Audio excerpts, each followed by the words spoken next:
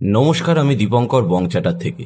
আর বংচাটারে আজকের আমাদের নিবেদন বিভূতিভূষণ বন্দ্যোপাধ্যায়ের লেখা আদর্শ হিন্দু হোটেল চতুর্থ পর্ব। আগের পর্বে শুনেছিলেন হাজারি ঠাকুরকে চুরির দায়ে রানাঘাটের হোটেল থেকে তাড়িয়ে দেওয়া হয়। তারপর সে রাস্তায় রাস্তায় ঘুরে বেড়াচ্ছে নতুন চাকরির জন্য। আসুন শোনা যাক আগে কি হয়।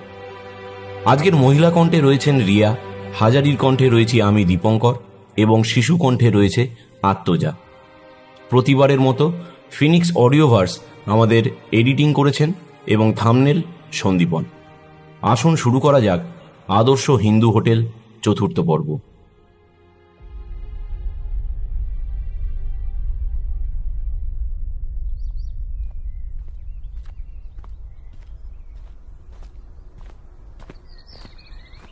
রানাঘাট থেকে বেরিয়ে হাজারি হাঁটা পথে চাকদার দিকে রওনা হলো।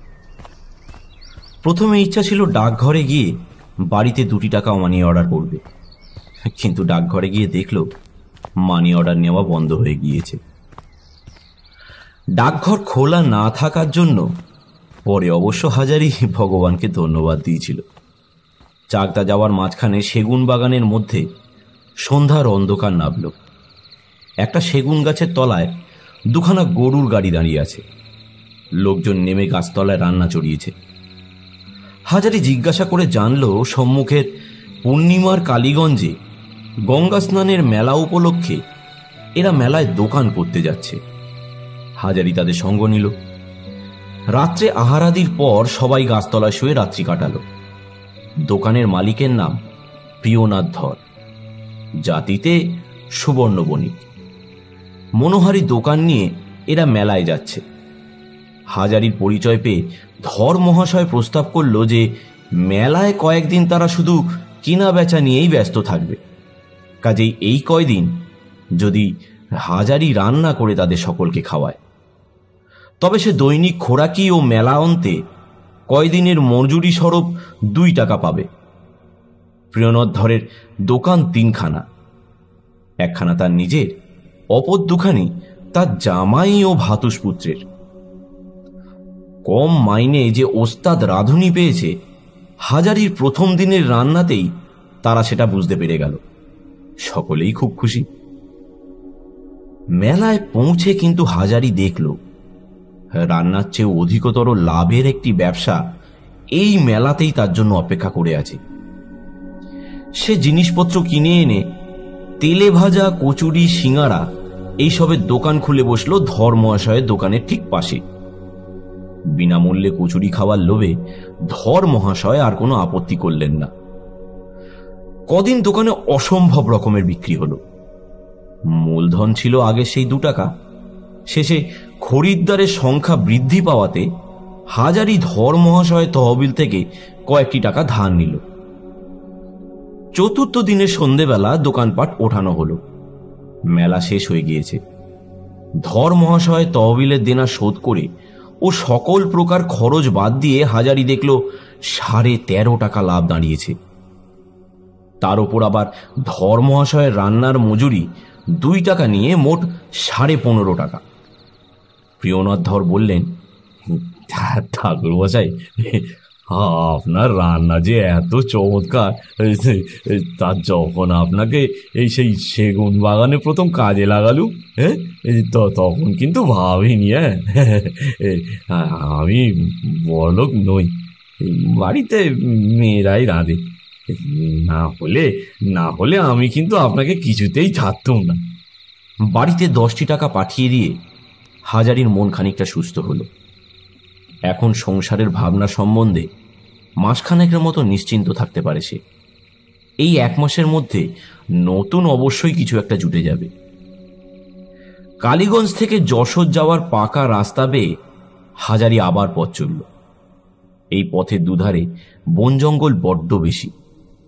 আগে গ্রাম ছিল, কিন্তু ম্যালেরিয়ার অত্যাচারে বহু গ্রাম জনশূন্য হয়ে পড়েছে, যার জন্য অনাবাদী মাঠ ও বিধ্বস্ত পুরনো গ্রামগুলো সব বনে জঙ্গলে ছেয়ে গেছে। সকালবেলা কালীগঞ্জ থেকে রওনা হয়ে যখন দুপুর উত্তীর্ণ হয় তখন একটা প্রাচীন তেঁতুল গাছের ছায়ায় সে আশ্রয় নিল। অল্প দূরে একখানা ক্ষুদ্র চাষাদের গ্রাম। একটি ছোট্ট ছেলে গরু তাড়িয়ে নিয়ে যাচ্ছে। তাকে জিজ্ঞাসা করে জানলো গ্রামখানার নাম নতুন পাড়া।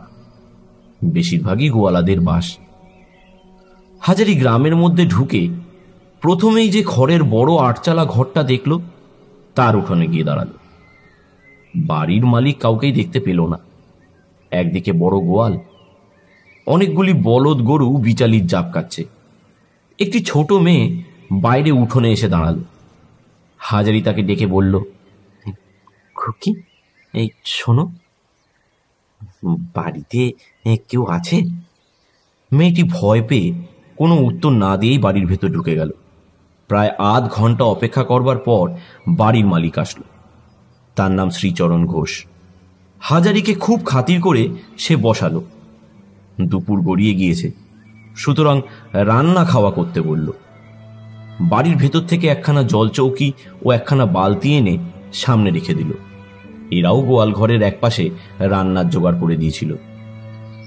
সেখানে বসে রাঁধতে রাঁধতে হঠাৎ তার মনে পড়ল কুসুমের কথা। কুসুমও তাকে সেদিন গোয়াল ঘরেই রাঁধবার আয়োজন করে দিয়েছিল। কুসুমও গোয়ালের মেয়ে, বোধহয় সেই জন্যেই। এরা গোয়াল শুনেই হাজারি এদের বাড়িতেই এসেছিল। মনের মধ্যে কোনো গোপন আকর্ষণ তাকে সেখানে টেনে এনেছিল। হঠাৎ সে আশ্চর্য হয়ে গোয়াল ঘরের দরজার দিকে চাইল। একটি অল্প বয়সী বউ আধ ঘোমটা দিয়ে গোয়াল ঘরে ঢুকে এক চুবড়ি শাক নিয়ে লাজুকভাবে দাঁড়িয়ে ইতস্তত করছে। শাকগুলি সদ্য জল দিয়ে ধুয়ে আনা হয়েছে। চুবড়ি দিয়ে জল ঝরে গোয়াল ঘরের মাটি ভিজে যাচ্ছে একেবারে। হাজারি ব্যস্ত হয়ে বলল, এসো মা, এসো। ওতে কি?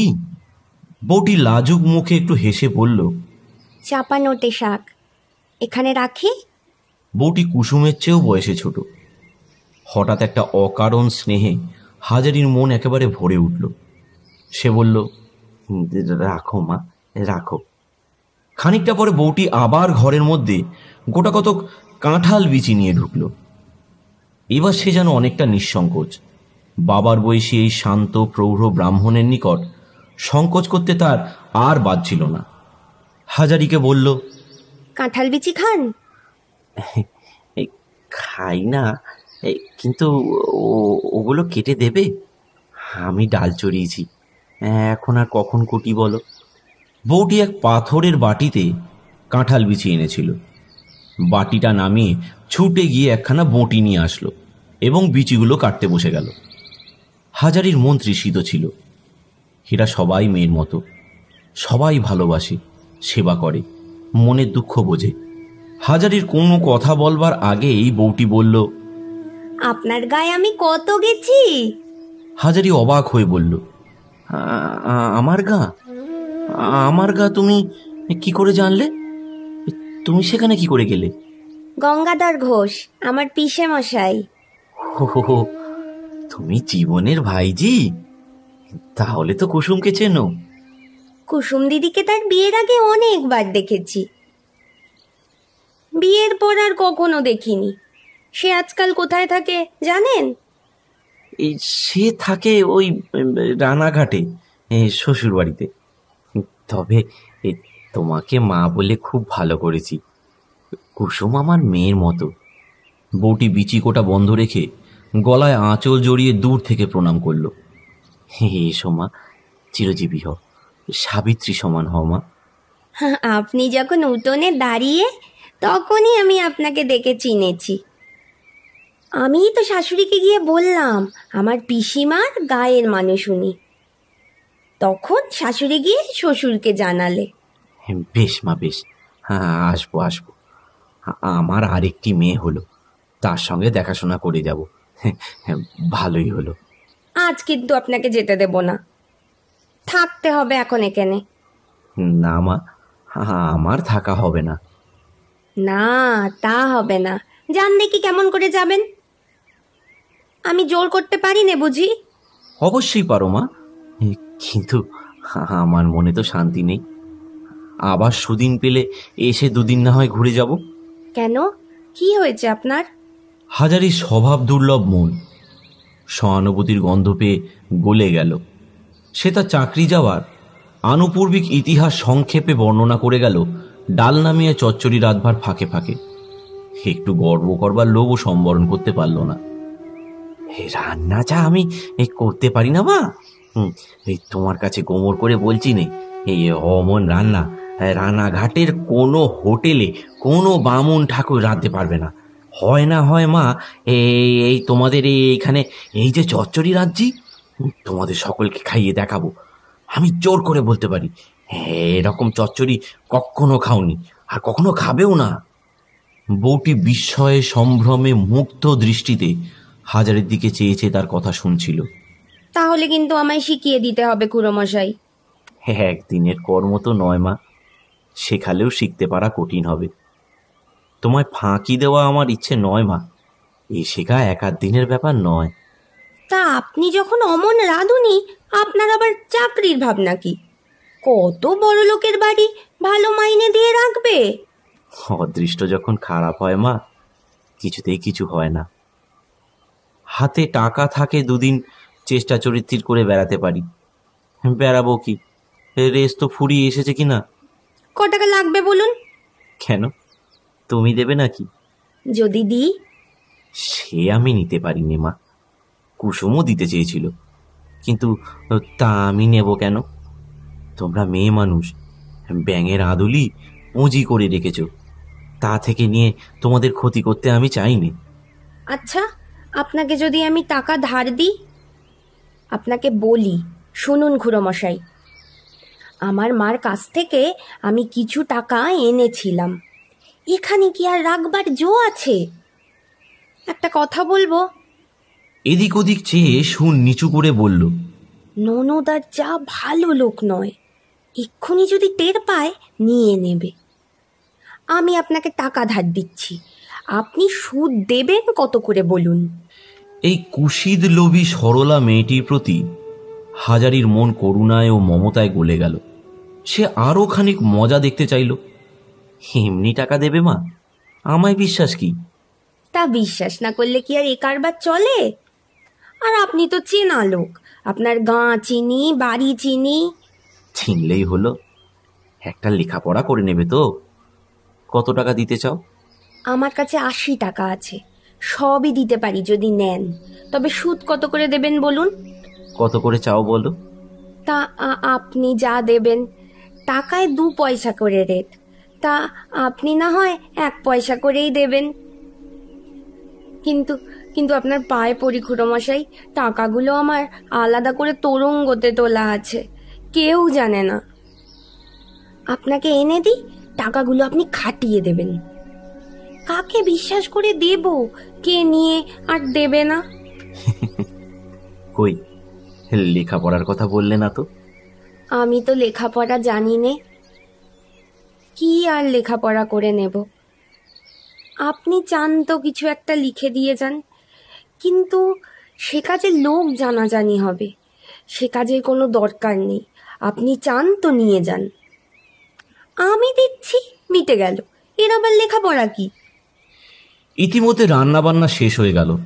বউটি 1 ঘটি দুধ এনে বলল, এই উনুনটা পেরে দুধটুকু জাল দিয়ে খেতে বসুন, বেলা কি কম হয়েছে? খাওয়া দাওয়া মিটে গেল। হাজারির কথা মিথ্যে নয়।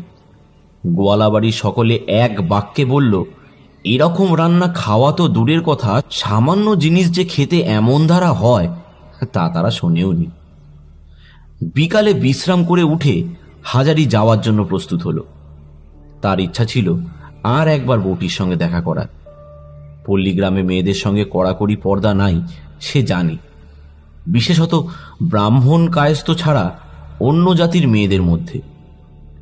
মেয়েটিকে তার ভালো লেগেছিল, তার সরলতার জন্য, এবং বোধহয় টাকা কড়ি সম্বন্ধে কথাটা আর একবার বলতে তার ইচ্ছা হচ্ছিল। সে ইতিমধ্যে একটা মতলব মাথায় এনে ফেলেছে। কুসুম এবং এই মেয়েটি যদি তাকে টাকা দেয়, তবে সে তার চিরদিনের স্বপ্নকে সার্থক করে তুলতে পারবে। এদের টাকা সে নষ্ট করবে না, বরং অনেক গুণ বাড়িয়ে এদের হাতে তুলে দিতে পারবে। খেতে বসে হাজারি এসব কথা ভেবে দেখেছে। এদের বাড়ি থেকে বের হয়ে বড় রাস্তায় পড়তে হলে একটা পুকুরের ধার দিয়ে যেতে হয়। একটা বড় তেঁতুল গাছ এবং তার চারপাশে অন্যান্য বন্য গাছের ঝোপ জায়গাটাকে এমনভাবে ঢেকে রেখেছে যে বাইরের থেকে হঠাৎ করে কেউ দেখলে তাকে দেখতে পাওয়া যায় না। পুকুরের পাড় ছাড়িয়ে হাজারি হঠাৎ দেখল মেয়েটি তেঁতুল গাছের ছায়ায় দাঁড়িয়ে আছে, যেন তারই অপেক্ষায়। চললেন খুড়োমশাই? হ্যাঁ, যাই। তা তুমি এখানে দাঁড়িয়ে? আপনি এই পথ দিয়ে যাবেন জানি, তাই তো দাঁড়িয়ে আছি। দুটো কথা আপনাকে বলবো। আপনার হাতের চচ্চড়ি খেয়ে ভালো লেগেছে খুড়োমশাই। আমরাও তো রাঁধি, রান্নার ভালো মন্দ বুঝি। অমন রান্না কখনো খাইনি। আর একটা কথা আছে, আমার টাকাটার কথা মনে আছে তো? কি করলেন তার? জানেন তো, মেয়েরা শ্বশুর বাড়ির লোকেদের থেকে বাপের বাড়ির লোকেদেরকেই বেশি বিশ্বাস করে। এদের হাতে ও টাকা পড়লে 2 দিনে উড়ে যাবে। টাকা তোমার এখনই নিতে পারবো না মা, কিন্তু আবার আমি এই পথে আসব, তোমার সঙ্গে দেখা করব। তখন হয়তো টাকার দরকার পড়বে, টাকা হয়তো তখন নিতে হবে। কতদিনের মধ্যে আসবেন? তা তো বলতে পারিনি মা। ধরো 1 মাস 2, পুজোর পরে কার্তিক অঘ্রাণ মাসের দিকে তোমার সঙ্গে দেখা করতে আসবো। তাহলে কথা রইল কিন্তু। ঠিক রইল। এসো মা, এসো। লক্ষ্মী ছোট্ট মা আমার, সাবিত্রী সমান হও। আশীর্বাদ করি তোমার বাড়ন্ত হোক। বেলা পড়ে এসেছে। হাজারি আবার পথ চলতে লাগলো। গোয়ালাবাড়ির সবাই এবেলা থেকে যাওয়ার জন্য অনুরোধ করেছিল, বউটি তো বিশেষ করে। কিন্তু থাকবার উপায় যে নেই। একটা কিছু জোগাড় না করা পর্যন্ত তার মনে সুখ নেই। মেয়েটি খুব আশ্চর্য ধরনের বটে, নির্বোধ হয়তো, কুসুমের মতো বুদ্ধিমতী নয় ঠিকই, তবুও বড় ভালো মেয়ে। পথের দুধারে বন জঙ্গল ক্রমশ ঘন হয়ে উঠছে। পথ নদিয়া জেলা হতে যত যশোর জেলার কাছাকাছি আসছে তত বন ক্রমশ বাড়ছে। স্থানে স্থানে বন জঙ্গল এত ঘন, হাজারির ভয় করতে লাগলো দিন মাঝেই বুঝি বাঘের হাতে পড়তে হয়। লোকের বসতি এসব স্থানে বেশি নেই, ভয় করবার কথাই বটে। সন্ধ্যার আগে বেলের বাজারে এসে পৌঁছালো। আগে যখন রেল হয়নি তখন বেলের বাজার খুব বড় ছিল। হাজারি শুনেছে তার গ্রামের বৃদ্ধ লোকেদের মুখে। এখনো পূর্ব অঞ্চল থেকে চাকদায় গঙ্গায় শবদাহ করতে আসে বহু লোক। তাদের জন্যই বেলের বাজার এখনো টিকে আছে। হাজারি বেলের বাজার দেখে খুশি হলো ও আগ্রহের সঙ্গে দেখতে লাগলো। ছেলেবেলা থেকে শুনে আসছে, কখনো দেখেনি। চমৎকার জায়গা বটে। এই তাহলে বেলে। তার এক মামাতো ভাই যশোর অঞ্চলে বিয়ে করেছিল। তার বৃদ্ধা শাশুড়ির মৃত্যুর পর সব নিয়ে চাকদায় এই পথে বয়ে আসতে আসতে বেলের বাজারের কাছে ভৌতিক ব্যাপারের সম্মুখীন হয়। এই গল্প তার মামাতো ভাইয়ের মুখেই 2-3 বার সে শুনেছে। হাজারি ঘুরে ঘুরে বাজারের দোকানগুলো দেখতে লাগলো। সব শুধু 9খানা দোকান। এর মধ্যে চাল ডাল মুদিখানার দোকান, কাপড়ের দোকান বাকিটা। একজন দোকানদারকে বলল, একটু তামাক খাওয়াতে পারেন মশাই? আপনারা আগে ব্রাহ্মণ? পেন নাম হই ঠাকুর মশাই। আসুন আসুন। এই কোথায় যাওয়া হবে? বসুন বসুন। ওরে, বামুনের হুঁকোতে জল ফিরিয়ে নিয়ে আয় তো। দোকানখানে কিসের তা হাজারি বুঝতে পারল না। এক পাশে চিটে গুড়ের ক্যানেস্তারা চাল পর্যন্ত একটার পর একটা উঁচু করে সাজানো আছে, আর এক পাশে বড় বড় বস্তা। দোকানদার বৃদ্ধ, বয়স 65-70 হবে, রোগা একহারা চেহারা, গলায় মালা। নিন ঠাকুর মশাই, তামাক ইচ্ছে করুন। তা কোথায় যাওয়া হবে? যাচ্ছি কাজের চেষ্টায়। রানাঘাটে হোটেলে 7 বছর রেঁধেছি, বেচু চক্রবর্তীর হোটেলে। নাম শুনেছেন বোধ হয়। ভালো রাঁধুনি বলে নাম আছে, কিন্তু চাকরিটা গিয়েছে। তা এখন বলি, যাই তো একবার এই দিক পানে, যদি কোথাও কিছু জোটে। দোকানদার পূর্বাপেক্ষা অধিক সম্ভ্রম চোখে হাজারিকে দেখল। নিতান্ত গ্রাম্য ঠাকুর পূজারী বামুন নয়, রানাঘাটের মতো শহর বাজারের বড় হোটেলে 7-8 বছর সুখ্যাতির সঙ্গে রান্নার কাজ করেছে।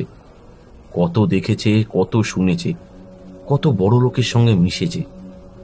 না, লোকটা সে যা ভেবেছিল তা নয়। হাজারি বলল, রাত হয়ে আসছে, একটু থাকার জায়গা কি হয় বলতে পারেন? এখানেই থাকুন না, এর আর কি আছে। আমার ওই পেছন দিকে দিব্যি চালা রয়েছে, হ্যাঁ, একখানা তক্তপোষ রয়েছে, চালায় রান্না করুন আর তক্তপোষে শুয়ে থাকুন। আচ্ছা, এখানে গঙ্গা যাত্রী দিন কত যাতায়াত করে? সেই দিন আর নেই বেলবাজারে। আগে 8-10 দল, এক দলে 10-12 জন করে মানুষ, এ তো নিত্য যেত। এখন কোনোদিন মোটেই না, কোনোদিন 3টে, বড় জোর 4টে। আগে লোকের হাতে পয়সা ছিল, মরা গঙ্গায় দিত। আজকাল হাতে পয়সা নেই, মলে নদীর ধারে, খালের ধারে, বিলের ধারে পুরায়।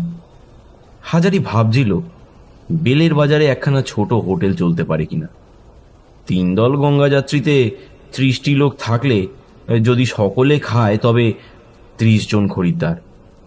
30 জন খরিদ্দার রোজ খেলে মাসে 50-60 টাকা লাভ থাকে, খরচা টরচা বাদ দিয়ে। এই জায়গায় 20 জন হোক, 10 জন হোক, তবুও পরের চাকুরির চেয়ে ভালো। পরের চাকুরি করে পেয়েছে 7 টাকা আর অজস্র অপমান আর বকুনি। সর্বদা ভয়ে ভয়ে থাকা। 10 জন খরিদ্দার যে হোটেলে রোজ খায় সেখানে অন্তত 12-13 টাকা মাসে লাভ থাকে। পরদিন সকালে উঠে সে গোপালনগরের দিকে রওনা হলো। হাতের পয়সা এখনো যথেষ্ট, 5 টাকা আছে, কাজেই কোনো ভাবনা নেই। কাল রাত্রে দোকানদার চাল ডাল হাড়ি কিনে আনতে চেয়েছিল, হাজারি তাতে রাজি হয়নি, নিজে পয়সা খরচ করেছে। দুপুরে রোদ বড় চড়ল। নির্জন রাস্তা, দুধারে কোথাও ঘন বন জঙ্গল, কোথাও ফাঁকা মাঠ। লোকালয় চোখেই পড়ে না, 1-8খানা চাষাদের গ্রাম ছাড়া। ঘণ্টা 2 হাঁটবার পরে হাজারি খুব তেষ্টা পেল। কিছু দূরে একটা ছোট পুকুর দেখে তার ধারে বসতে যাবে এমন সময় একখানা খালি গরুর গাড়ি পুকুরের পাশের মেটে রাস্তা দিয়ে নামতে দেখল। গাড়োয়ানকে ডেকে বলল, এই শুনছো, কাছে কোনো গ্রাম আছে বাপু? একটু জল খাবো, ব্রাহ্মণ। গাড়োয়ান বলল, আমার সঙ্গে আসুন ঠাকুর মশাই, কাছেই শ্রীনগর ছিমলে, আমি বামন বাড়ি যাব, তেনাদের বাড়ি, এই গাড়িতেই উঠে আসুন। হাজারি শ্রীনগর সিমলে গ্রামের নাম শুনেছিল। গ্রামের মধ্যে গাড়ি ঢুকলে দেখল এ তো গ্রাম নয়, বিজন বন। এতখানি বেলা চড়েছে, এখনো গ্রামের মধ্যে সূর্যের আলো প্রবেশ করেনি। শুধু আম কাঁঠালের প্রাচীন বাগান, বাঁশবন আর আগাছার জঙ্গল। একটি গৃহস্থ বাড়ির উঠোনে গরুর গাড়ি গিয়ে থামল। গাড়োয়ানের ডাকে বাড়ির ভেতর থেকে গৃহস্বামী আসলেন। ম্যালেরিয়া শীর্ণ চেহারা, মাথায় চুল প্রায় উঠে গিয়েছে। বয়স 30ও হতে পারে, আবার 50ও হতে পারে। তিনি বাইরে এসেই হাজারিকে দেখতে পেয়ে গাড়োয়ানকে বললেন, কে রে সঙ্গে? গাড়োয়ান বললেন, এগে উনি পাকা রাস্তায় মুদির পুকুরের ধারে বসেছিলেন, বললেন একটু জল খাবো, তা বললুম চলুন আমার সঙ্গে, আমার মনিবেরা বামুন, সেখানে জল খাবেন, তাই সঙ্গে করে আনলাম। গৃহস্বামী এগিয়ে এসে হাজারিকে নমস্কার করে বললেন, আসুন আসুন, বসুন, বিশ্রাম করুন। ওরে, এই চণ্ডী মণ্ডপে তক্ত বসে একটু মাদুরটা পেতে দে তো। আসুন আসুন। এসব পল্লী অঞ্চলে আতিথ্যের কোনো ত্রুটি হয় না। 8 ঘন্টা পরে হাজারি হাত পা ধুয়ে গাছ থেকে সদ্য পাড়া কচি ডাবের জল পান করে সুস্থ ও খুশমেজাজে হুঁকো টানতে লাগল। গৃহস্বামীর নাম বিহারীলাল বাণুজ্যে। চাকরি জীবন কখনো করেননি। যথেষ্ট ধানের আবাদ আছে, গরু আছে, পুকুরে মাছ আছে, আম কাঁঠালের বাগানও আছে। এসব কথা গৃহস্বামীর থেকেই হাজারি গল্পচ্ছলে শুনল। বিহারী বাড়ুর যে বলছিলেন, শ্রীনগর সিমলে মস্ত গ্রাম ছিল, রাজধানী ছিল কেষ্টনগরের রাজাদের পূর্বপুরুষদের। এই জঙ্গলের মধ্যে রাজার গড় খাই আছে, পুরনো ইটের গাঁথুনিও আছে। এবার দেখাবো এখনো বেলা। না না, আজ যাবেন কি? ও সব হবে না, এই দুদিন থাকুন, আমাদের সবই আছে আপনার বাপ মার আশীর্বাদে। তবে মানুষজনের মুখ দেখতে পাই না, এই যা কষ্ট। ছেলেবেলাতেও দেখেছি গায়ে 30-32 ঘর বামনের বাস ছিল, এখন দাঁড়িয়েছে এই 7 ঘর মোট। তার মধ্যেও 2 ঘর আছে 12 মাস বিদেশে। তা আপনার নিবাস কোথায় বললেন? আগে রসোলা, গাংনাপুর থেকে নেমে যেতে হয়। আরে তবে তো আপনি আমাদের এই দেশেরই লোক। আসুন না আমাদের গায়ে, এই জায়গা দিচ্ছি, জমি দিচ্ছি, ধান করুন, পাট করুন, বাস করুন এখানে।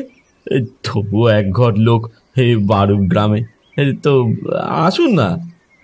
হাজারি একেবারে শিহরিয়ে উঠল। সর্বনাশ, এই ঘন জঙ্গলের মধ্যে সে বাস করতে আসবে? সেইটুকু অদৃষ্টে বাকি আছে বটে।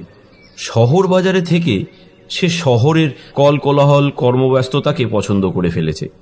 এই বনের মধ্যে সমাধিপ্রাপ্ত হতে হয় যে বৃদ্ধ বয়সে। 46 বছর বয়স তার। দিন এখনো যায়নি, এখনো যথেষ্ট উৎসাহ শক্তি তার মনে ও শরীরে। তাছাড়া সে বোঝে হোটেলের কাজ। একটা হোটেল খুলতে পারলে তার বয়স 10 বছর আরো কমে যাবে, নব যৌবন লাভ করবে সে। চাষবাদের সে কি জানে? হোটেলের কথা হাজারি এখানে বলল না। সে জানে হোটেলওয়ালা বামুন বললে অনেকে ঘেন্নার চোখে দেখে, বিশেষত এইসব পাড়া গায়ে। শ্রীনগরে হাজারির মোটেই মন টিকছিল না। এত বন জঙ্গলে অন্ধকার ও নির্জনতার মধ্যে তার যেন দম বন্ধ হয়ে আসছিল। সুতরাং বিকালের দিকেই সে গ্রামের বাইরে এসে পথে উঠে যেন হাঁপ ছেড়ে বাঁচল। ভাবল, বাপরে, 20 বিঘে ধানের জমি দিলেও এ গায়ে নয় রে বাবা। মানুষ থাকে এখানে? মানুষজনের মুখ দেখার জো নেই, কাজ নেই, কর্ম নেই। কুড়ের মতো বসে থাকো আর গোলার ধানের ভাত খাও। সর্বনাশ, আর কি জঙ্গল রে বাবা। রাস্তার ধারে একটা লোক কাঠ ভাঙছিল। হাজারি তাকে বলল, আচ্ছা, এই সামনে কি কোনো বাজার আছে বাবু? লোকটা একবার হাজারির দিকে নীরবে চেয়ে দেখল, তারপরে বলল, আপনি কি আলেন সিমলেতে? হ্যাঁ হ্যাঁ। ওখানে আপনাদের এত কুটুম্ব আছে বুঝি? আপনারা ব্রাহ্মণ, এটা পেন নাম হয়। কোথায় যাবেন আপনি? হাজারি জানে পল্লীগ্রাম অঞ্চলে এইসব শ্রেণীর লোক তাকে অকারণে 1000 প্রশ্ন জিজ্ঞাসা করে বিরক্ত করে মারবে। এটাই এদের স্বভাব। হাজারিও পূর্বে এই রকমই ছিল, কিন্তু রানাঘাট শহরে এতকাল থেকে বুঝেছে অপরিচিত লোককে এইসব প্রশ্ন করতে নেই, করলে লোকে চটে যায়। হাজারি বর্তমান প্রশ্নকর্তার হাত এড়াবার জন্য সংক্ষেপে 2-1টি কথার উত্তর দিয়ে তারপর আবার জিজ্ঞাসা করল, বলছি, সামনে কি বাজার পড়বে বাবু? গেজান, গোপালনগরের বড় বাজার পড়বে, কোষ 2 আর আছে। গোপালনগরের নাম হাজারির কাছে অত্যন্ত পরিচিত। এদিকের বড় গঞ্জ গোপালনগর, সকলেই তার নাম জানি। মধ্যাহ্ন ভোজনটা একটু বেশিই হয়ে গিয়েছিল। রাতে খাওয়ার আর প্রয়োজন নেই, একটু আশ্রয় পেলেই হলো। সুতরাং হাজারির মন সম্পূর্ণ নিশ্চিন্ত ছিল। এই কয়দিন সে যেন নতুন জীবনযাপন করছে। সকালে উঠবার তাড়া নেই, পদ্মঝিয়ের মুখ নাড়া নেই, বেচু চক্রবর্তীর কাছে বাজারের হিসেব দিতে যাওয়া নেই। 10 কয়লা জ্বলা অগ্নিকুণ্ডের তাতে বসে সকাল থেকে বেলা 1টা পর্যন্ত, ওদিকে সন্ধ্যা থেকে রাত 12টা পর্যন্ত হাতা খুন্তি নাড়া নেই। বেঁচেছে সে। পথের ধারে একটা গাছতলায় পাকা বেল পড়ে রয়েছে দেখে হাজারি একটা কুড়িয়ে নিল, কাল সকালে খাওয়া যাবে। সবই ভালো, কিন্তু তবু হাজারির মনে হয় এরকম ধরনের ভবঘুরে জীবন তার পছন্দসই নয়। বৃথা ঘুরে বেরিয়ে কি হবে? চাকরি জোটে তো ভালো, নয়তো এই ধরনের জীবন সে কতকাল আর কাটাতে পারবে? 1 মাসও না। সে চায় কাজ, পরিশ্রম করতে সে ভয় পায় না। সে চায় কর্মব্যস্ততা, 2 পয়সা উপার্জন, নাম, উন্নতি। এর ওর বাড়িতে খেয়ে বেড়ানো, পথে পথে সময় নষ্ট করে তার কোনো লাভ নেই। গোপালনগর বাজারে পৌঁছাতে বেলা হয়ে গেল।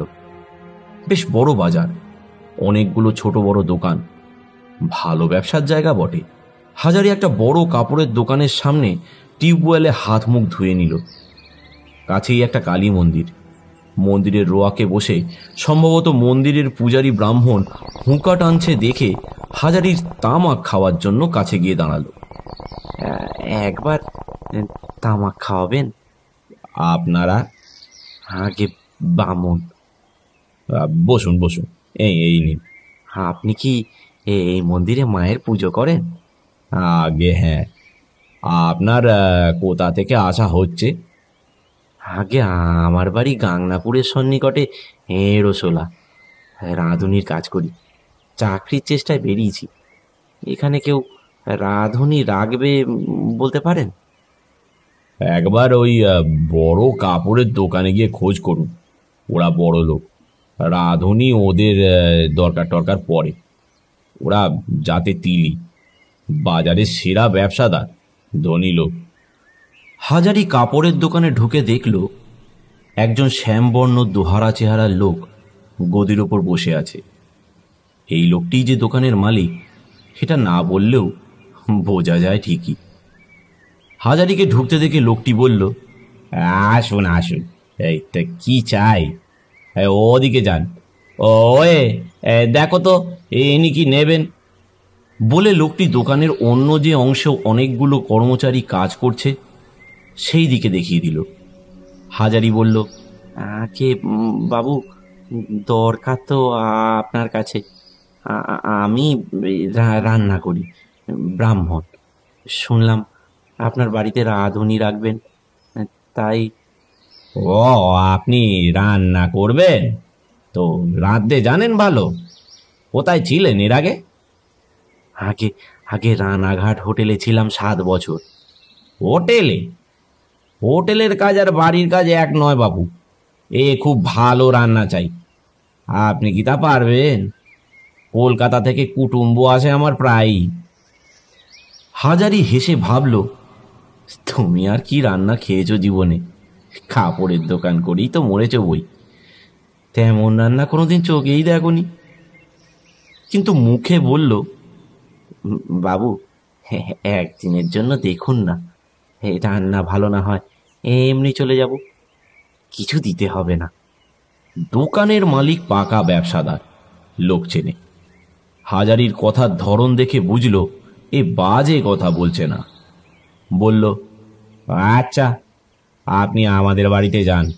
এই এই সামনের রাস্তা দিয়ে সামনের বরাবর গিয়ে বাঁ দিকে দেখবেন বড় বাড়ি। এই ওরে নিতাই, এই তুই বাপু একবার যা তো, ঠাকুর মশাইকে বাড়িতে শশধরের হাতে তুলে দিয়ে আয়। বলগে এই নিয়ে আজ থেকে রাঁধবেন, বুঝলি? তাই নিয়ে যা। মাইনে টাইনে কিন্তু ঠাকুর মশাই পরে কাজ দেখে ধার্য হবে। হ্যাঁ, তা সে 2-4 দিন পরে হবে কোন। নিমাই, নিতাই, যা নিয়ে যা বাবা। প্রথম দিনের কাজেই হাজারি নাম কিনে ফেলল। বাড়ির কর্তা 10 টাকা বেতন ধার্য করে দিলেন। তার গৃহিণী অসুস্থ প্রায় 12 মাস। উঠতে বসতে পারলেও সংসারের কাজকর্ম বড় একটা দেখেন না। 2টি মেয়ের বিয়ে হয়ে গিয়েছে, তারা থাকে শ্বশুর বাড়িতে।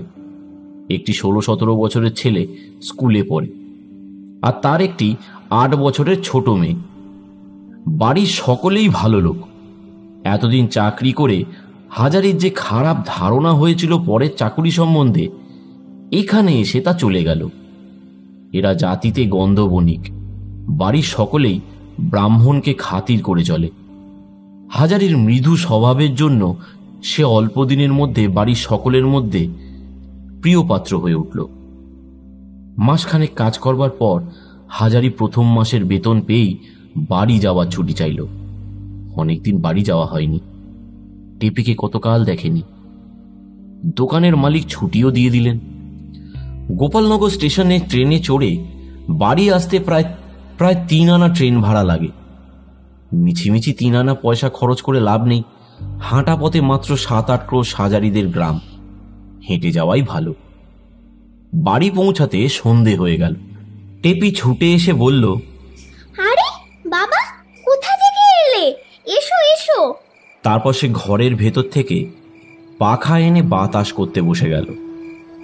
হাজারির মনে হলো তার সারা দেহ মন জুড়িয়ে গেল টেপির হাতের পাখার বাতাসে। টেপির জন্য খেটেও সুখ। যত কষ্ট, যত দুঃখ রানাঘাটের হোটেলে, সব সে সহ্য করেছে টেপির জন্য। ভবিষ্যতে আরও করবে। যদি বংশীধর ঠাকুরের ভাগ্নে সেই ছেলেটির সঙ্গে, যাক সে কথা। টেপি বলল, বাবা জানো, অতসী দিদি একদিন তোমার কথা বলছিল। আমার কথা? হরিচরণ বাবুর মেয়ে? হ্যাঁ বাবা, বলছিল তুমি অনেক দিন আসনি। চলো না, আজ যাবে? ওখানে গিয়ে চা খাবে, আজ কলের গানও শুনবে। এই সময় টেপির মা ঘাট থেকে গা ধুয়ে বাড়ি ফিরল। হাসি মুখে বলল, আরে কখন এলে? এই তো খানিকক্ষণ। ভালো তো সব? টাকা পেয়েছিলে? হ্যাঁ, আচ্ছা ভালো কথা। ও বাড়ির সতীশ বলছিল রানাঘাট থেকে টাকাটা তো পাঠানো নয়। তুমি কি এর মধ্যে অন্য কোথাও গিয়েছিলে নাকি? রানাঘাটের চাকরি আর করিনি তো। এখন আছি গোপালনগরে। বেশ ভালো জায়গায় আছি গো, বুঝলে? এই কন্দ বণিকের বাড়ি। ব্রাহ্মণ বলে ভক্তি ছেদ্দা খুব। খাওয়া দাওয়া ভালো, কাপড়ের মস্ত দোকান। দিব্যি জল খাবার দেয় সকালে বিকেলে। কি জল খাবার দেয় বাবা? এই ধরো, কোনোদিন মুড়ি নারকেল, কোনোদিন আবার হালুয়া। বসো তো, জিরো। চা নেই, নাহলে তো করে দিতাম। টেপি, যাবি একবার সতীশদের বাড়ি? দুটো চেয়ে নিয়ে আয় তো মা। টেপি বলল, দরকার কি মা, আমি নিয়ে যাই না বাবাকে অতসী দিদির বাড়ি। সেখানে চা হবে, জল খাবার হবে। দুবার টেপি অতসীদের বাড়ি যাওয়ার কথা বলেছে। সুতরাং হাজারি মেয়ের মত না দিয়ে থাকতে পারল না। টেপির ইচ্ছে তার কাছে অনেকের হুকুমের চেয়ে শক্তিমান। হরিচরণবাবু বৈঠকখানায় বসেছিলেন। হাজারিকে যত্ন করে চেয়ারে বসালেন। আরে এসো এসো হাজারি, কবে এলে? ও টেপি, যা তো অতসী দিদিকে বলগে আমাদের একটু চা দিয়ে যেতে। আমিও এখনো চা খাইনি। বাবু ভালো আছেন? হ্যাঁ, তা তুমি ভালো ছিলে? তোমার সেই হোটেলের কি হলো? রানাঘাটেই আছো তো নাকি?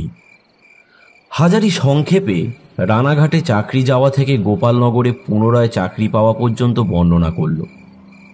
একসময় অতসী ও টেপি ঘরের মধ্যে ঢুকে তাদের সামনে ছোট গোল টেবিলটাতে চা ও খাবার রাখল। খাবার মাত্র 1 ডিশ, শুধু হাজারির জন্য। হরিচরণবাবু এখন কিছু খাবেন না। হাজারি বলল, বাবু আপনার খাবার?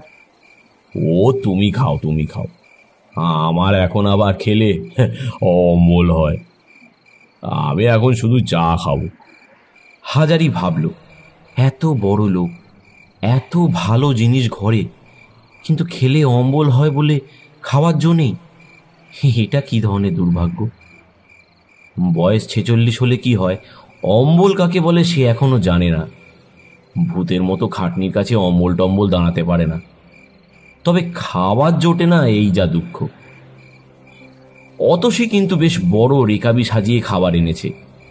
ঘি দিয়ে চিড়ে ভাজা, নারকেল কোড়া, 2খানা গরম গরম বাড়ির তৈরি কচুরি ও খানিকটা হালুয়া, বড় পেয়ালার 1 পেয়ালা চা।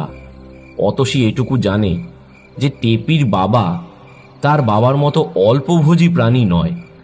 খেতে পারে এবং খেতে ভালোওবাসে। অবস্থা এদের যে খুব ভালো তাও নয়।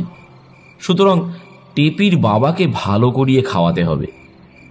হরিচরণবাবু বললেন, তোমার হাজারি কাকাকে প্রণাম করেছো অতসী?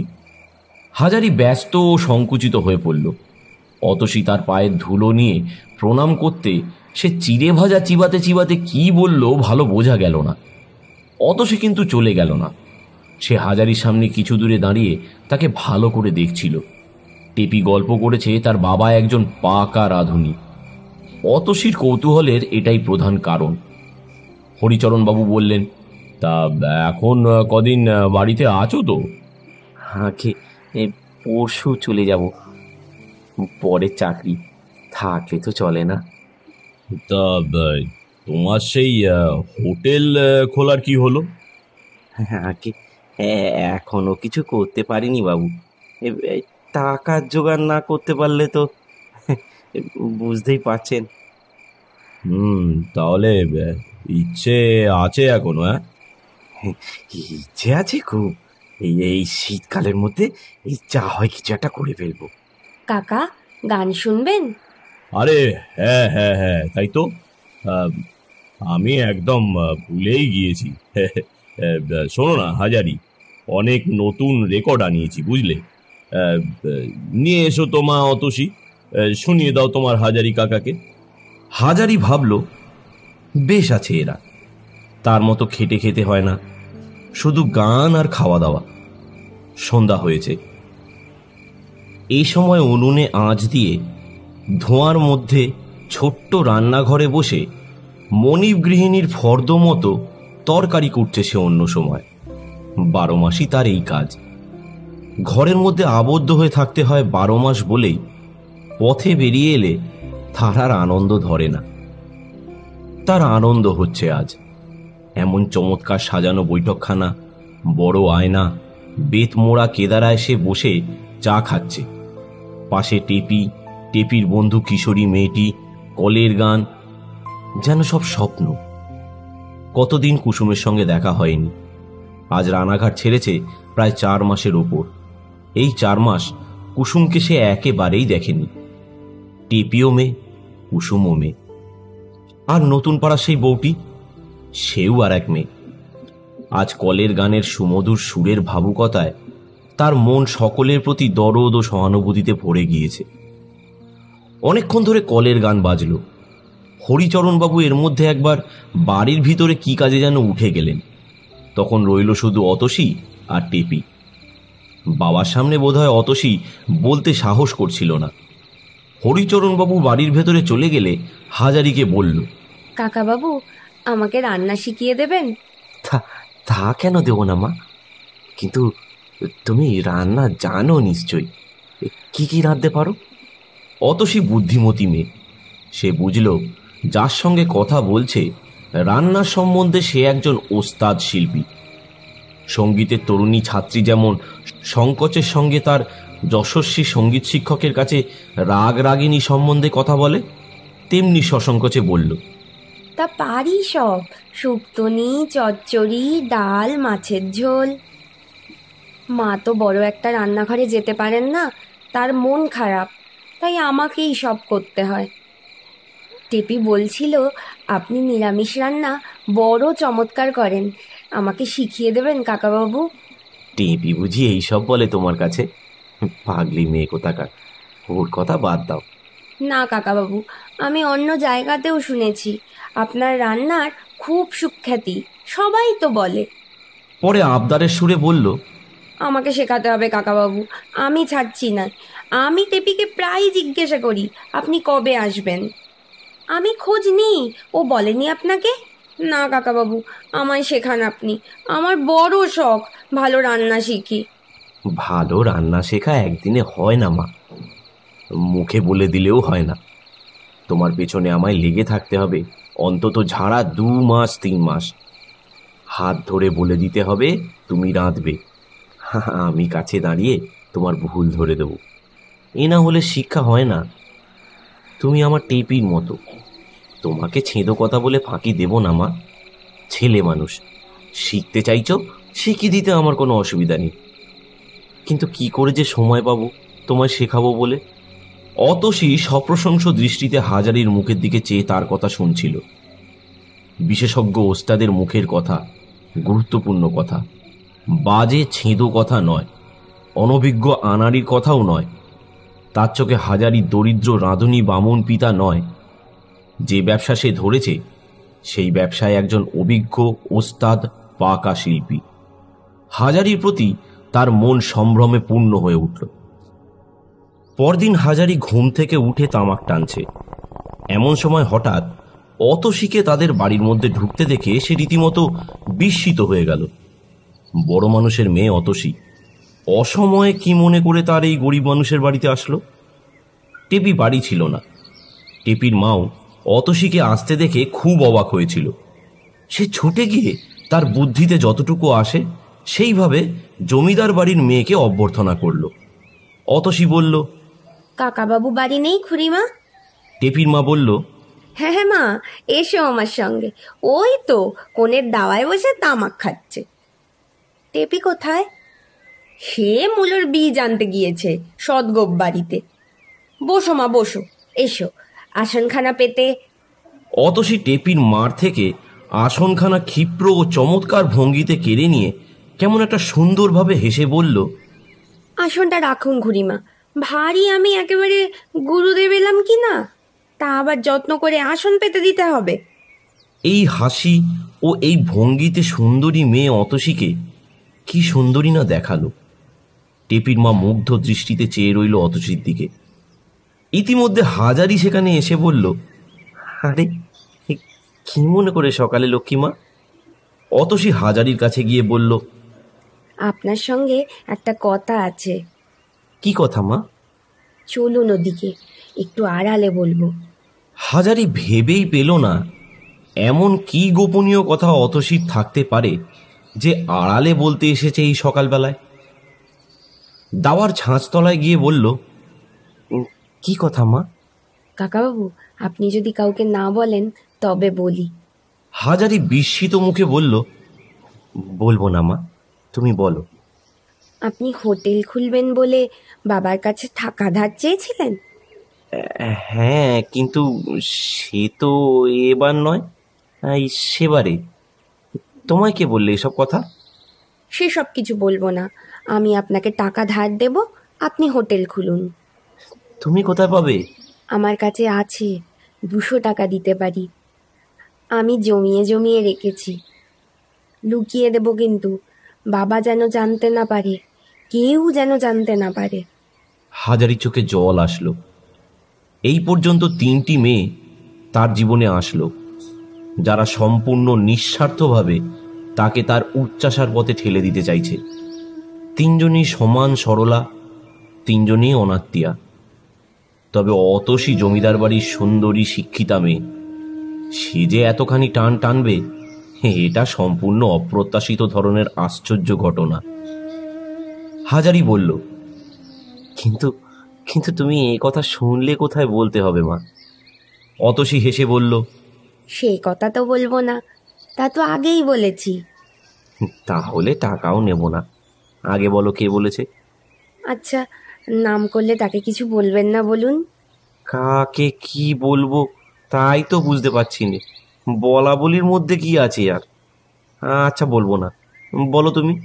টেপি বলেছিল আমার বাবার ইচ্ছে একটা হোটেল খোলে, তাই আমার বাবার কাছে টাকা ধার চেয়েছিল, তা বাবা তো দিতে পারেনি।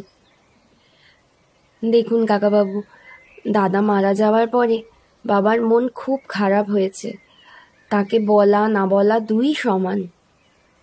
আমি ভাবলাম আমার হাতে তো টাকা আছে, আমি আপনাদের দিই গে, তাতে ওদের একটু উপকার হবে। আমার কাছে তো এমনিই পড়ে আছে, আপনার হোটেল খুব ভালো চলবে, আপনারা বড় লোক হয়ে যাবেন। টেপিকে আমি বড় ভালোবাসি, ওর মনে যদি আহ্লাদ হয় তাতে আমার বড় ভালো লাগবে। টাকা বাক্সে তুলে রেখে কি হবে বলুন? মা, তোমার টাকা তোমার বাবাকে না জানিয়ে আমি নিতে পারিনি। অতসী যেন বড় দমে গেল। হাজারির সঙ্গে অনেকক্ষণ ছেলে মানুষই তর্ক করল। বাবাকে না জানিয়ে টাকা নিলে দোষ কি? শেষে বলল, আচ্ছা, না হয় আমি টেপিকে টাকা দিচ্ছি। তা তুমি দিতে পারো মা, তুমি ছেলে মানুষ, টাকা দেওয়ার অধিকার তোমার নেই মা। তুমি তো লেখাপড়া জানো, ভেবে দেখো। আচ্ছা, আমায় তাহলে লাভের অংশ দেবেন? হাজারির হাসি পেল। কুসুম, গোয়ালাবাড়ির সেই বউটি, অতসী, সবাই এক কথা বলে। এরা সকলেই মহাজন হয়ে টাকা ব্যবসায় খাটাতে চায়। মজার ব্যাপার বটে। না মা, সে হয় না। তুমি বড় হও, শ্বশুরবাড়ি যাও, আশীর্বাদ করি রাজরানী হও। তখন তোমার এই বুড়ো কাকাবাবুকে যা খুশি দিও। এখন না। অতসী দুঃখিত হয়ে চলে গেল। হাজারির ইচ্ছা হলো টেপিকে ডেকে সে বকে দেয়। এসব কথা অতসীর কাছে বলবার কোনো দরকার ছিল না, কিন্তু অতসীর কাছে প্রতিজ্ঞাবদ্ধ আছে। টেপিকে এটা নিয়ে কিছু বলতে গেলেই অতসীর কানে গিয়ে পৌঁছাবে। কাজেই সেটা ভেবে চুপ করে গেল। সেদিন বিকেলবেলা গোয়ালাপাড়ায় বেড়াতে গিয়ে কুসুমের বাপের বাড়িতে শুনল রানাঘাটে কুসুমের অত্যন্ত অসুখ হয়েছিল। কোনোরূপে এ যাত্রা সামলে নিয়েছে। সে কিছুই জিজ্ঞাসা করেনি। কথায় কথায় কুসুমের কাকা ঘনশ্যাম ঘোষ বলল, এই মধ্যে এই রানাঘাটে 15 দিন ছিলাম দাদা ঠাকুর। এই ছানার কাজ এ মাসটা বড্ড মন্দা। 15 দিন ছিলে? কেন হঠাৎ এ সময়? তারপরেই ঘনশ্যাম কুসুমের কথাটা বলল। হাজারির কেবল মনে হতে লাগলো কুসুমের সঙ্গে কতদিন দেখা হয়নি। একবার তার সঙ্গে দেখা করতে গেলে কেমন হয়। মনটা অস্থির হয়ে উঠেছে তার অসুখের খবর শুনে। জীবনে ওই একটি মেয়ের ওপর তার অসীম স্নেহ ও শ্রদ্ধা। ইচ্ছা হলো কুসুমের সম্বন্ধে ঘনশ্যামকে সে অনেক কিছু জিজ্ঞাসা করে, কিন্তু তা করা চলবে না। সে মনের আকুল আগ্রহ মনেই চেপে গেল। শুধু কেবল উদাসীনভাবে জিজ্ঞাসা করল, তা এখন সে আছে কেমন? তাই এখন আপনার বাপ মায়ের আশীর্বাদে সেরে উঠেছে। তবে বড় কষ্ট যাচ্ছে সংসারে। দুধ দই বেচে তো চালাতো। আজকের মাসখানেকের ওপর শয্যাগত অবস্থা। এদিকে আমার সংসারের কাণ্ড তো দেখতেই পাচ্ছেন। কোত্থেকে যে কি করি দাদা ঠাকুর। হাজারি এই সম্বন্ধে আর কিছু বলল না, যেন কুসুমের সম্বন্ধে তার সকল আগ্রহ ফুরিয়ে গেল। বাড়ি ফেরবার পথে হাজারি ভাবল রানাঘাটে তাকে একবার যেতেই হবে। কুসুমের অসুখ শুনে সে চুপ করে থাকতে পারবে না। কালই একবার সে রানাঘাট যাবে। পথে অতসীর পিতা হরিবাবুর সঙ্গে দেখা। তিনি মোটা লাঠি হাতে করে বেড়াতে বেরিয়েছেন। হাজারিকে দেখে বললেন, আরে এই যে হাজারি, কোথা থেকে ফিরছো? হ্যাঁ, তা এসো আমার ওখানে। চলো, চা চা খাবে, চা। বৈঠকখানায় হাজারিকে বসিয়ে হরিবাবু বললেন, বসো, আমি বাড়ির ভেতর থেকে আসছি, তারপর দুজনে একসঙ্গে চা খাওয়া যাবে। কোন যতদিন বাড়ি আছো একটু আসা যাওয়া করো। হে, কেউ তো আসে না। একলাটি সারাদিন বসে বসে আমার আর সময় কাটে না। দাঁড়াও, আসছি। হরিবাবু বাড়ির মধ্যে চলে যাওয়ার কিছুক্ষণ পরেই অতসী একখানা রেকাবিতে খানকতক লুচি, বেগুন ভাজা এবং একটু আখের গুড় নিয়ে আসলো। হাজারির সামনের টেবিলে রেখাবি রেখে বলল, আপনি ততক্ষণ খান কাকাবাবু, আমি চা দিয়ে যাচ্ছি। হাজারি বলল, বাবু আসুন আগে। বাবা তো খাবেন না, উনি শুধু চা খাবেন। আপনি ততক্ষণ খাবারটা খেয়ে নিন, তারপর একসাথে চা দেব দুজনকে। অতসী চলে গেল না, কাছেই দাঁড়িয়ে রইল। হাজারি একটু অস্বস্তি বোধ করতে লাগলো। বলবার কিছু খুঁজে না পেয়ে বলল, টিপি আসেনি আজকের মা? না, এ বেলা তো আসেনি। হাজারি আর কিছু কথা না পেয়ে নীরবে খেতে লাগলো। খেতে খেতে একবার চোখ তুলে দেখলো অতসী এক দৃষ্টি তার দিকে চেয়ে আছে। অতসী সুন্দরী মেয়ে, টেপির বন্ধু হলেও বয়সে টেপির চেয়ে 4-5 বছরের বড়। এ বয়সে সুন্দরী মেয়ের সঙ্গে নির্জন ঘরে অল্পক্ষণ কাটাবার অভিজ্ঞতাও হাজারির একেবারেই নেই। সে রীতিমতো অস্বস্তি বোধ করতে লাগলো। অতসী হঠাৎ বলল, কাকাবাবু, আপনি আমার উপর রাগ করেননি তো? হাজারি কেমন যেন থতমত খেয়ে গেল। বলল, রাগ? রাগ কিসের মা? ও ওই ও বেলার ব্যাপারটা নিয়ে। না না, এতে আমার রাগ হওয়ার কিছু নেই, বরং তোমারই। না, শুনুন কাকাবাবু, আমি তারপরে ভেবে দেখলাম আপনি আমার টাকা নিলে খুব ভালো করতেন। জানেন, আমি কেবলই ভাবি দাদা বেঁচে থাকলে বাবার বিষয় তো আর আমি পেতাম না, এখন কিন্তু আমি পাবো। কিন্তু ভগবান জানে কাকাবাবু, আমি এক পয়সাও চাই না বিষয়ে। দাদা বিষয় ভোগ করতো তো করতো, না হলে বাবা বিষয় যা খুশি করেন করুন, উড়িয়ে দিয়ে যান, পুড়িয়ে দিয়ে যান, দান করেন করুন। আমার যেন কখনো এ না মনে হয় যে আজ দাদা থাকলে এ বিষয়ে দাদাই পেত, আমি পেতাম না। বিষয়ের জন্য যেন দাদার ওপর কোনো দিন আমার নিজের হাতে যা আছে তাও উড়িয়ে দেব। না মা, ও সব কথা কিছু ভেবো না। তোমার বাবা মাকে তুমিই বুঝিয়ে রাখবে, তুমি ওদের একমাত্র বাঁধন। তুমি ওরকম হলে কি চলে? ছি মা। হাজারি সত্যিই অবাক হয়ে গেল।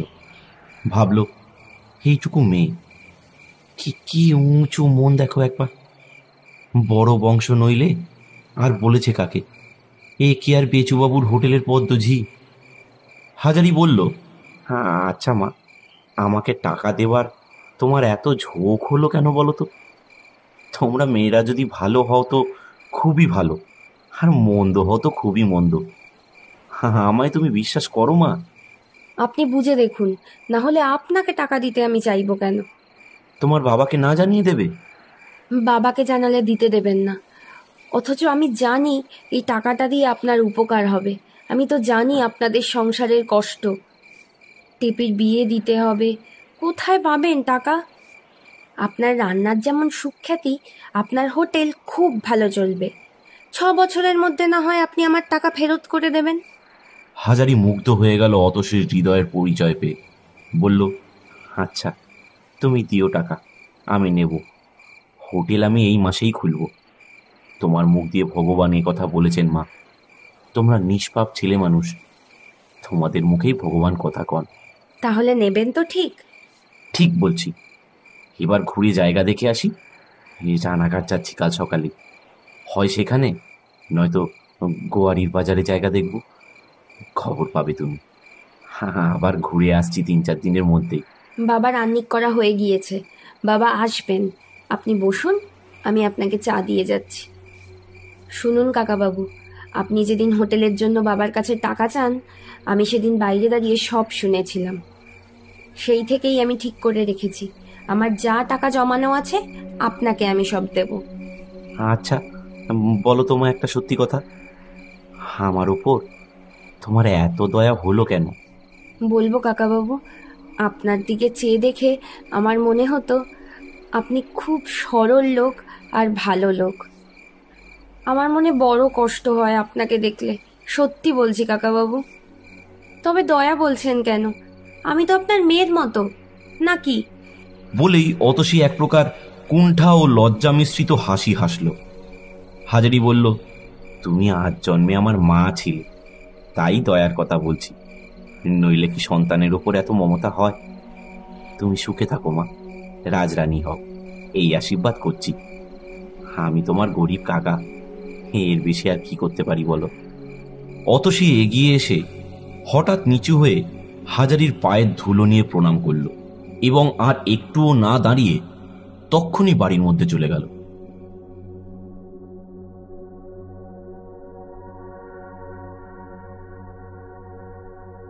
আজকের এই পর্যন্তই। এই পর্বে আপনারা শুনলেন যে হাজারি অনেকটাই এগিয়ে গেছে তার স্বপ্ন সার্থক হওয়ার দিকে। পঞ্চম পর্ব খুব তাড়াতাড়ি আসবে, অপেক্ষা করবেন এবং সাবস্ক্রাইব করবেন।